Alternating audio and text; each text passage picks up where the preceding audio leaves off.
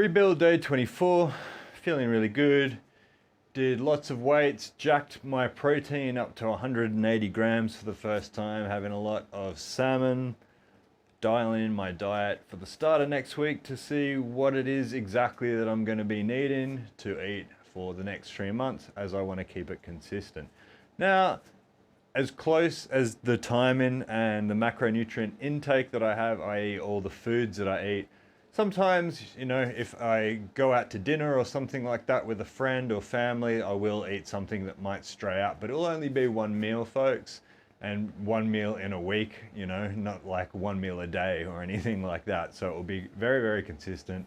Obviously, it will be broken down into price and also broken down into the macronutrient quantities to show you exactly what it is that I'm eating. I think it's important because this is the only way I think you can do it to set up this method so it's believable, you know, like so many people that get these crazy looking physiques online, you know, with or without steroids, don't explain the ridiculously detailed diet and supplementation that they have to get that, whereas I will break it all down to the dollar to show the dollar cost of every meal, or basically maybe every day might be sufficient, and the timing, which is also stupidly important and something that's massively overlooked in a lot of these people's diets that show you their nutrition online. It's best to explain when to have it, how much to have, the price breakdown, so that's what I'm working on. Gym's coming in along well. I have taken a few days off doing cycling, my hip flexors. I've got some tightness around sort of basically between my torso and my legs, all the muscles supporting it, sitting down on that hard seat on my erg because it's been thunderstorming is not ideal. And I wanted to take a break from that. So had a bit of a run on the treadmill today before doing some weights. I've been walking the dogs and just trying to make do with what I can whilst giving my legs a bit of a rest. I might have a bit of a cycle on day 25. I'll see how that goes.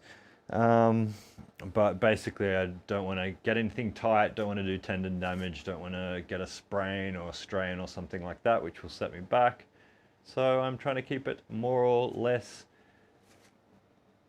smooth in transition to get into that space so I don't do any damage. Other than that, I'm feeling really good, really starting, so a month in now, starting to notice I'm getting some size on. I'm feeling my rest and heart rate go down quicker when I take a break from cardio, so I think my cardiovascular condition's coming along well, which is good because it's been quite terrible for about the last year. So that's something that's a big part of my goal, something that I'm going to be working on. Drinking a lot of water. I drink a lot more water when I'm at the gym, which is good.